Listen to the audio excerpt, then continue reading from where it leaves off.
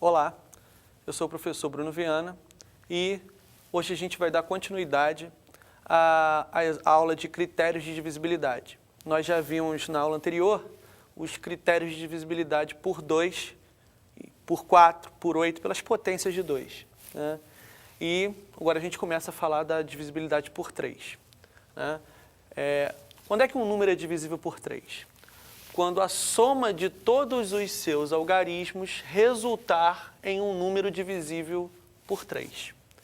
Eu quero chamar a atenção que 2 é um número primo, 3 é um outro número primo. Eu quero chamar a atenção que a regra de divisibilidade por 3 é diferente da de 2. Como eu disse na aula anterior, os primos têm a regra de divisibilidade bem formada e os compostos meio que vão acompanhando. Né? Então vamos lá, vamos ver por que 15 é divisível por 3. Bem, ia ser simples, porque 15 é 3 vezes 5, né? Mas utilizando o critério, eu vou somar os algarismos. 1 mais 5 dá 6, e 6 é divisível por 3. Logo, 15 é divisível por 3. Já esse número maior, né? 5.292, por que ele é divisível por 3? Ele é ou não é? Vamos ver. 5, vamos somar os algarismos. 5 mais 2, 7, mais 9, 16, mais 2, 18. 18 é divisível por 3, então esse número é divisível por 3. Quero chamar a atenção que mesmo o resultado, eu posso continuar utilizando a regra. Né? 18, se eu somar 1 com 8, dá 9. E 9 é divisível por 3. Né? Então não preciso parar a regra na primeira soma não, eu posso dar continuidade. Né? Então é utilizando-se dessa regra que a gente confere se um número é ou não divisível por 3. Assim como a de 8 e a de 4 tem a ver com a de 2, a regra de divisibilidade por 9 também acompanha a de 3. Por quê? Ora, porque 9 pode ser escrito como uma potência de 3. É 3 ao quadrado. Então repara que a regra é praticamente a mesma. Quando é que um número é divisível por 9? Quando a soma de todos os seus algarismos resultar em um número divisível por 9. Né? Vamos para os exemplos. Bem, então, 72. Será que 72 é divisível por 9? Bem, esse é fácil, né? 9 vezes 8, 72. Mas vamos utilizar o critério para a gente perceber como é que ele funciona.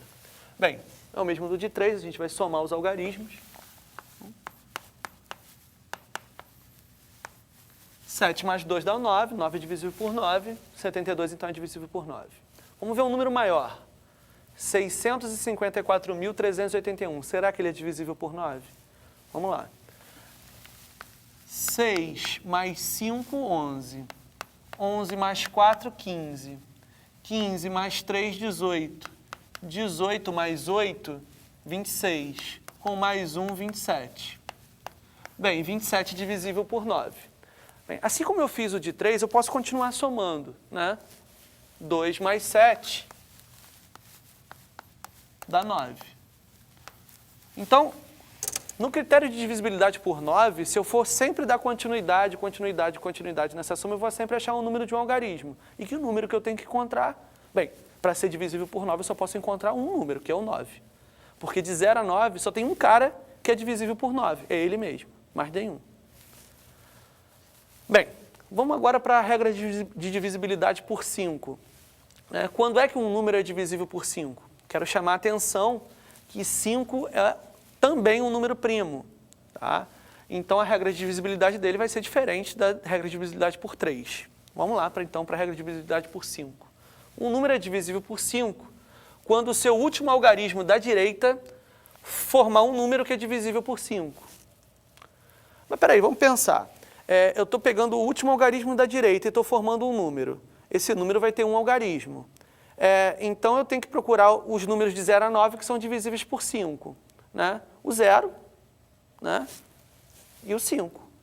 Então, assim como os livros didáticos resumem essa regra, né? Dizem que um número é divisível por 5 quando termina em 0 ou em 5. Está certo também, não tem problema nenhum. Né? Mas é uma consequência desse critério.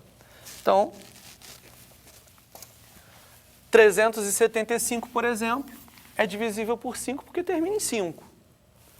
5.370 é porque termina em 0, 9.005 porque termina em 5 e 3.000 porque termina em 0. Todos esses são divisíveis por 5. Dando continuidade à mesma ideia, a gente viu que a regra de divisibilidade por 8 e por 4 tem a ver com a de 2, porque ambos podem ser escritos como potências de 2. A de 9 tem a ver com a de 3, porque o 9 pode ser escrito como potência de 3. E o 25, que nada mais é do que 5 ao quadrado, né, pode ser escrito como potência de 5, então a regra de divisibilidade dele vai acompanhar a de 5. Né? E é muito parecido com a de 2. Né?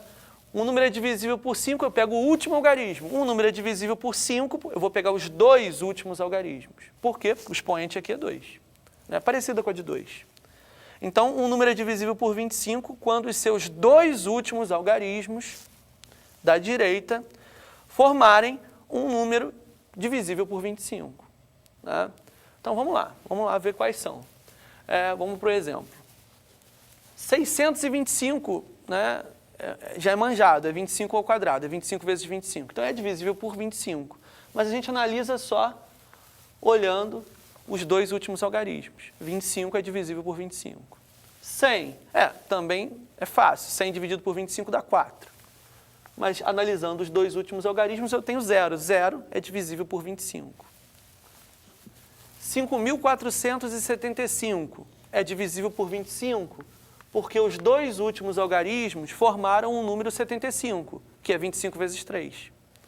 E 3.350 também vai ser divisível por 25, porque terminou em 50. 50 é 25 dividido por 2. Bem, e a regra de divisibilidade por 10? Talvez também seja tão simples quanto a de 2, né? Quando é que um número é divisível por 10? Quando o último algarismo da direita do número terminar em 0. Na realidade, devia ser assim, quando o último algarismo da direita formar um número divisível por 10.